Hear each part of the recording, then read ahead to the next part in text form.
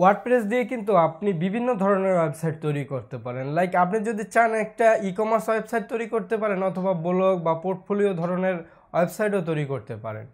এর কারণ হলো ওয়ার্ডপ্রেসে রয়েছে বিভিন্ন প্রকার মডিফিকেশনের সুবিধা, আপনি যেভাবে চান সেভাবে করতে পারবেন এবং এটা খুব সহজ মাধ্যমে।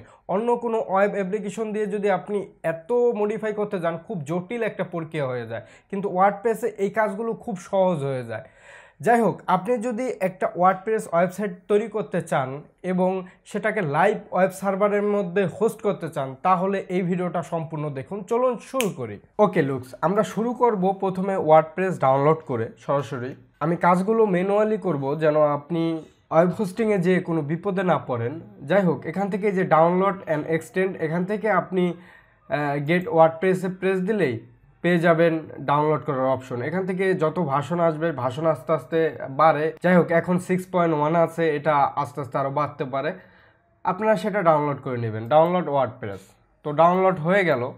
এখন আপনি যদি এটাকে ওপেন করেন তাহলে এরকম কন্টেন্ট দেখতে পারবেন, এর ভেতরে ওয়ার্ডপ্রেস আছে এবং এরকম .php ফাইলের কন্টেন্টগুলো আছে। যাই হোক, আমাদের ডাউনলোড পর্ব শেষ। এরপরে আপনি যা করবেন সেটা হলো একটা হোস্টিং বা ডোমেন প্যানেলে চলে যাবেন, যেখানে থেকে আপনি ক্রয় করছেন, লাইক সেখানে চলে যাবেন। এখন আমি বেছে নিয়েছি amarhoster.com, এখানে চলে গেলাম এবং এখানে যাওয়ার পর আমরা প্যানেল মেনুতে চলে যাব, মানে আমাদের হোস্টিং প্যানেলে চলে যাব। আপনারা চাইলে আমার হোস্টার থেকে ডোমেন বা হোস্টিং কিনতে পারেন। আমার হোস্টার ভালো কিছু সুযোগ সুবিধা দিচ্ছে বিগিনারদের জন্য, লাইক আপনি 25 টাকা দিয়েও হোস্টিং কিনে ব্যবহার করতে পারেন এবং যতটুকু খরচ করবেন ততটুকু বিল দিবেন, এরকম সিস্টেম ওনাদের কাছে আছে। তো আপনি চ্যাটিং করে ওনাদের সাথে যোগাযোগ করে কাজ করতে পারেন যদি সাশ্রয়ী কোনো হোস্টিং ব্যবহার করতে চান খুব অল্প দামে। যাই হোক, আমরা প্যানেলে চলে যাচ্ছি। এখান থেকে আমরা যে ডোমেন এবং হোস্টিং ক্রয় করেছি সেই সার্ভিসে চলে যাব। যেমন আমাদের একটা হোস্টিং আছে অ্যান্ড দেন আমাদের একটা ডোমেন আছে, ডোমেনটা হলো omarfaruk.xyz। এখান থেকে আমরা ডিটেলসে চলে যাব এবং এখানে কুইক মেনু আছে, এখান থেকে অনেক কিছু করা যায়। এখন আমাদের যা কাজ সেটা এইগুলোর মধ্য থেকেই করা পসিবল। যাই হোক, এখানে যে কুইক শর্টকাটের সি প্যানেলগুলো আছে এখানের মধ্যেই আমাদের কাজ। আর যদি আরও ফুল ভার্সন চান তাহলে এটার ফুল সি প্যানেল আছে, সেটা দ্বারাও কাজ করা যায়। এই যে লগ ইন টু সি প্যানেলে ক্লিক দিলে এটার মেইন সি প্যানেলটা ওপেন হয়। যাই হোক, আমাদের এখন এত কিছু প্রয়োজন নাই, আমাদের এখানে শর্টকাট যে মেনুগুলো আছে এটা দিয়েই কাজ করা যাবে। তো আমরা প্রথমে একটা সাবডোমেন ক্রিয়েট করে নেব। ওকে, সাবডোমেনের নাম দেব আমরা ওয়ার্ডপ্রেস এবং ফোল্ডারের নাম দেব ওয়ার্ডপ্রেস। তাহলে এটা কি হবে, wordpress.omarfaruk.xyz এই নামে এটার ডোমেন হবে। আমাদের ফাইল ম্যানেজারে ওয়ার্ডপ্রেস নামে একটা ফোল্ডার হবে। তাহলে আমরা ক্রিয়েট দিয়ে দেই। ওকে, ক্রিয়েট হয়ে গেছে।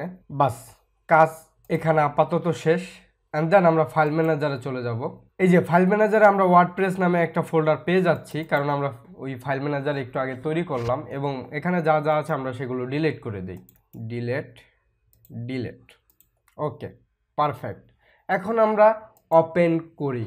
ওপেন মানে আপলোড, সরি ওপেন হবে না, আপলোড মানে আমি একটা ফাইল আপলোড করব। এটার ভিতর কোন ফাইলটা আপলোড করব নিশ্চয় আপনারা বুঝে গেছেন, সেটা হলো ওয়ার্ডপ্রেস যেটা আমরা ডাউনলোড করেছি। আচ্ছা, আমরা আমাদের ওয়ার্ডপ্রেস গেল কই, এই যে আমাদের ওয়ার্ডপ্রেস 6.1.1 এরকম একটা ভার্সন ছিল, আপনাদের মনে আছে কিনা জানি না, এবং সেটা আমাদের আপলোড হয়ে গেল। এখন আমরা গো ব্যাক ওয়ার্ডপ্রেসে চলে যাব এবং আমাদের wordpress.zip ফাইলটা চলে আসছে, এটাকে আমরা এক্সট্রাক্ট করব। Okay fine. এখন একটা ওয়ার্ডপ্রেস একটা ফোল্ডার হয়েছে, সেই ফোল্ডারের মধ্যে সব ফাইল। আমরা তাহলে জিপ ফাইলটা ডিলিট করে দেই। ওকে, ডিলিট। এখন যে ওয়ার্ডপ্রেসটা আছে এটার ভিতরে যত ফাইল আছে সবগুলো সিলেক্ট করে আমরা রুট ফোল্ডারে নিয়ে আসব। তো এটা মুভ দিয়ে রুট ফোল্ডার কোনটা জানেন, এই যে ওয়ার্ডপ্রেস। এই যে ওয়ার্ডপ্রেসের ভিতরেই কিন্তু আমাদের ফোল্ডারটা রুট ফোল্ডার। ওকে, পারফেক্ট। আমরা এখন যদি ওয়ার্ডপ্রেসের ভিতর যাই তাহলে ওয়ার্ডপ্রেসের ভিতরেই সব ফোল্ডারগুলো আছে। আমরা এই যেটা জিপ ফাইলের ভিতর থেকে ওয়ার্ডপ্রেস আসছে সেটা কেটে দেই। ওকে, পারফেক্ট। আমাদের এখন গুছানো শেষ। আচ্ছা, আমরা ওয়ার্ডপ্রেসের ভিতরেই কেন নিয়ে আসলাম, কারণ হলো আমরা যে ডোমেন তৈরি করেছি, যে ডোমেনটা লাইক এই যে wordpress.omarfaruk.xyz এইটা এই ওয়ার্ডপ্রেস ফোল্ডারটাকেই ইন্ডিকেট করে। এই জন্য আমাদের এটা হলো এখন রুট ফোল্ডার, আপনারা হয়তো অনেকেই জানেন। এখন আমরা কি করব, এই যে ফোল্ডার, সেই ফোল্ডারটার ভিতরে গেলে আমাদের ওয়েবসাইট আমরা দেখতে পারবো। এই যে ওয়েবসাইট চলে আসছে সেটার আবার কনফিগারেশন করতে বলতেছে, রাইট? এখন কারণ প্রথমবার এটা আমরা ওপেন করলাম এই জন্য, তো সেটাই হওয়ার কথা।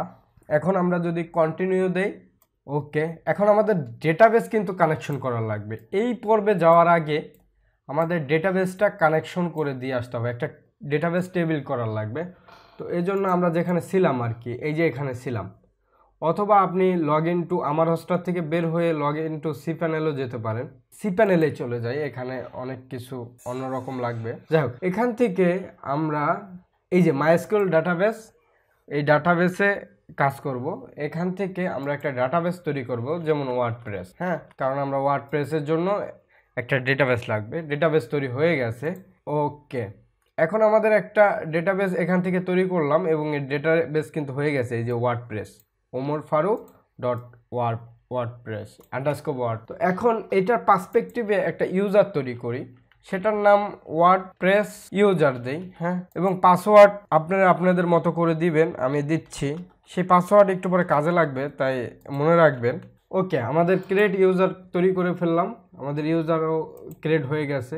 এখন আমাদের ইউজারের সাথে এবং ডেটাবেসের সাথে একটা কানেকশন করা লাগবে। আমাদের ইউজার ছিল ওয়ার্ডপ্রেস ইউজার, এই যে এটা এই নামে ছিল, এবং আমরা যেটা ডেটাবেসের জন্য ডেটাবেস তৈরি করেছি সেটা হলো ওয়ার্ডপ্রেস, লাইক একটু আগে তৈরি করলাম, আপনারা দেখলেন। এই দুইটাকে এখন কানেকশন দেবো, অ্যাড ইউজার টু ডেটাবেস, মানে ডেটাবেসের সাথে ইউজারের একটা কানেকশন দেব। তো এই জন্য আমরা অ্যাড করব। অ্যাড করলে আমাদের কি কি ফাংশন অ্যালাউ করতে চাই সেগুলো করা লাগবে। লাইক আমরা এখন সব টেবিল ফাংশন ইউজ করতে চাই, আপডেট করতে চাই, ডিলিট করতে চাই, সব ফাংশনগুলো অ্যালাউ করতে চাই। আপনার সিকিউরিটি পারপাসে যখন বুঝে যাবেন তখন এই জিনিসগুলো বুঝে বুঝে আপনার কাজ অনুযায়ী কাজগুলো করতে পারেন। আচ্ছা, এখন আপাতত সবগুলোতে মার্ক দিয়ে রাখলেই হয়। মেক চেঞ্জ হয়ে গেছে, এখন সব কিছুই হয়ে গেছে, আর কিছু বাকি নাই। আপনার যে হয়ে গেছে সেটা বুঝবেন কিভাবে, এই যে দেখুন ডেটাবেস, ইউজার নেম, সব কিছু এখানে চলে আসছে। আচ্ছা, এখন আমরা যেখানে ছিলাম, এই যে এখানে কিন্তু ছিলাম, এখানে চলে যাই, লেটস গো। এই যে আমাদের এখন ডেটাবেস লাগবে। আমাদের ডেটাবেসটা কি ছিল মনে আছে? এই যে ওমর ফারুক ওয়ার্ডপ্রেস লিখছি না, যাই হোক, আমরা মিস্টেক করেছি, এখন আর নাম চেঞ্জ করব না, নামের সাথে কোনো কিছু যায় আসে না। এই যে দেখুন, তারপরে ইউজার নেম, পরে একটা ইউজার লিখছিলাম আর কি, এরকমই, হ্যাঁ। অ্যান্ড দেন পাসওয়ার্ড যেটা দিয়েছিলাম সেটা মনে আছে নিশ্চয়, এই যে এই পাসওয়ার্ডটা আমি দিয়েছিলাম, লোকাল হোস্ট এটাই, আর কোনো কিছু পরিবর্তন করার দরকার নেই। আমরা সাবমিট দিয়ে দিলে ডাটাবেসের সাথে কানেকশন হয়ে যাবে। ওকে, সব কিছু পারফেক্ট। এখন আমরা রান দ্য ইনস্টলেশনে ক্লিক দিলে আমাদের ওয়ার্ডপ্রেসটা রান হতে থাকবে। এর আগে আপনার একটা সাইটের টাইটেল দেওয়া লাগবে, ধরলাম এটার নাম হলো ব্লগ ওয়েবসাইট, সাইটের নাম আপাতত যে কোনো নামে দিতে পারেন। ইউজার নেম এটা লাগবে, কারণ পরবর্তীতে আপনি যখন অ্যাডমিন মোডে ইউজ করবেন তখন সেটার জন্য এই পাসওয়ার্ড এবং ইউজার নেম লাগবে, তাই এখানে যেটা দিবেন এটা মনে রাখবেন আর কি, পরবর্তীতে লাগবে কিন্তু, এজন্য বলতেছি। ওকে, পারফেক্ট। এখানে একটা ইমেল আপনি দিয়ে দিতে পারেন, নাও দিতে পারেন, এটা আপনার ইচ্ছা। না সরি, এখানে দেওয়া লাগবে। এটা মার্ক করার দরকার নাই, যদি আপনি সার্চ ইঞ্জিন ভিজিবিলিটি চান সেটার দরকার নাই। এটা যদি আপনি মার্ক দেন তাহলে ইন্ডেক্সে আপনার সাইটে কিছু আর গুগলে যাবে না আর কি। আচ্ছা, এখন ইনস্টল দিলে ইনস্টল হতে থাকবে। হ্যাঁ, হয়ে গেছে। এখন আমরা লগ ইন করবো। লগ ইন করলে আমরা ওয়ার্ডপ্রেসের অ্যাডমিন মোডে চলে যেতে পারবো। পারফেক্ট, আমরা ওয়ার্ডপ্রেসের চলে আসছি, ফার্স্ট টাইম আসছি, ওয়েলকাম জানাচ্ছে, এটা এখন আর দরকার নাই। এবং আপনারা হয়তো এই ড্যাশবোর্ড বা এই ইন্টারফেসের সাথে পরিচিত, তার মানে আমাদের ওয়ার্ডপ্রেস ইনস্টল হয়ে গেছে। এখন কিছু জিনিস আপনাদের দেখাই দেই, লাইক আপনারা একটা থিম কিভাবে ইনস্টল দিবেন, হাবিজাবি, এগুলো। এখন যেটা আছে এটা হলো ডিফল্ট থিম। এখন যদি আমরা একটু সাইটে যাই ওয়ার্ডপ্রেস, এই যে দেখুন এখানে যেই থিমটা আছে সেটা সিম্পল। আমরা ফার্স্টে একটা কাজ করি, আমরা একটা পোস্ট করি যেটা দেখার জন্য সুবিধা হবে। আমরা অ্যাড নিউ পোস্ট, একটা পোস্ট করি।